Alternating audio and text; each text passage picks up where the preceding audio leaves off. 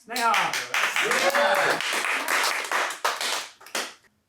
The way I remember it today, there's exasperation in my mother's voice the first time she says, "You are just like your father." I'm maybe 7 or 8, fingers sticky with ice cream. My family has decided to get ice cream cones at the park, so obviously my dad and I have to go around taking a big bite out of everyone else's cone to make sure that our flavor is the best. And my cookies and cream wins by far, but still. In the car ride home, I give my baby sister half my cone, and I think about how my dad and I both really like to fly kites and ride our bikes and really, really like ice cream. Maybe my mother is right after all.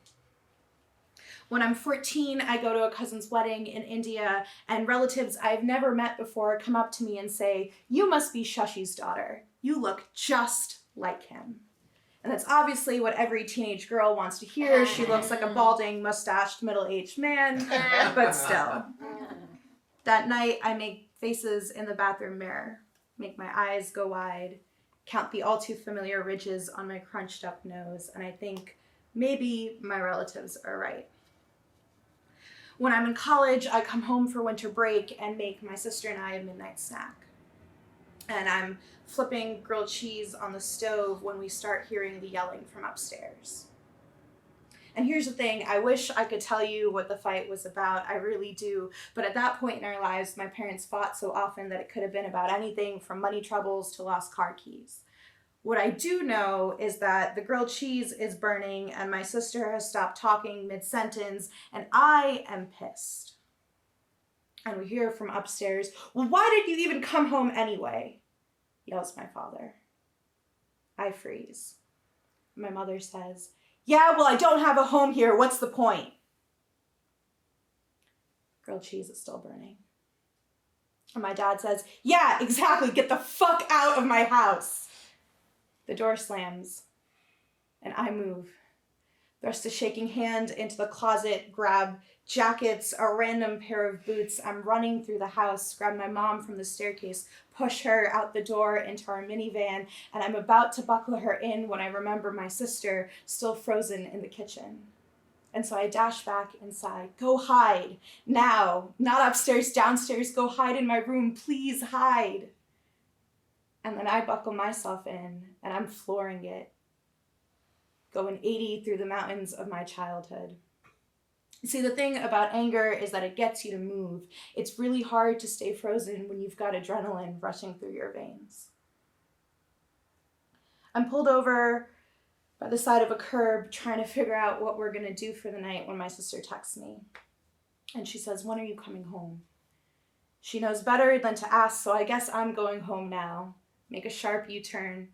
The van has barely pulled to a stop in the gravel of my driveway before the door plugs open and I'm running towards that house.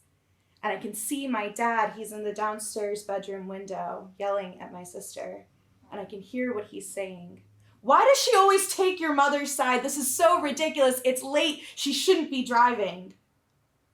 And I elbow my way through that side bedroom door, stumble over carpet and shoes and wires until I come to a stop, a wall between my father and my sister.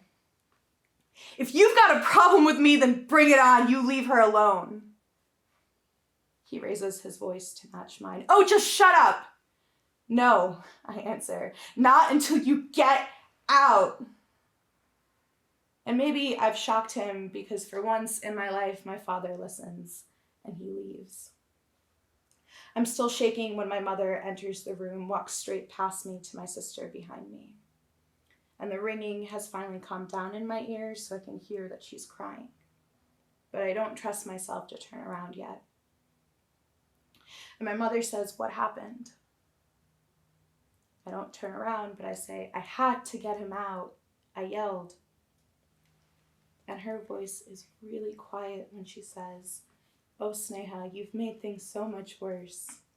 You are just like your father."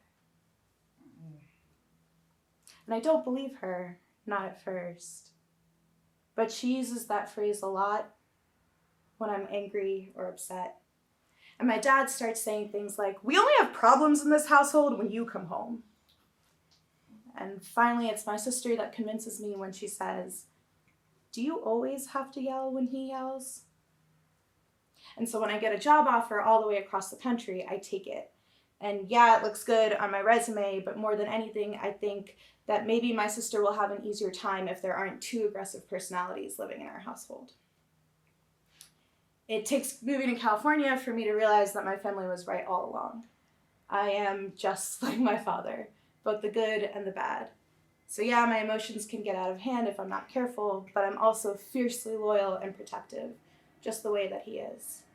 Whenever I make a friend spend the night on my couch instead of driving home, I think about how my dad's voice used to tick upward when he was worried. I remember that in the middle of our explosive fight, he kept saying over and over again, "It's late, she shouldn't be driving." I make sure my friends drive home safe in the morning. A couple weeks ago, I called home. I was having some trouble at work, was looking for advice. My mom didn't pick up, but my dad did. And so I told him what was happening, and he did his best to help and talk more about himself than listen to me, but hey, he tried. Mm-hmm. And so I texted him that night, and I said, "Thank you for listening to me, Appa. I guess I am just like you."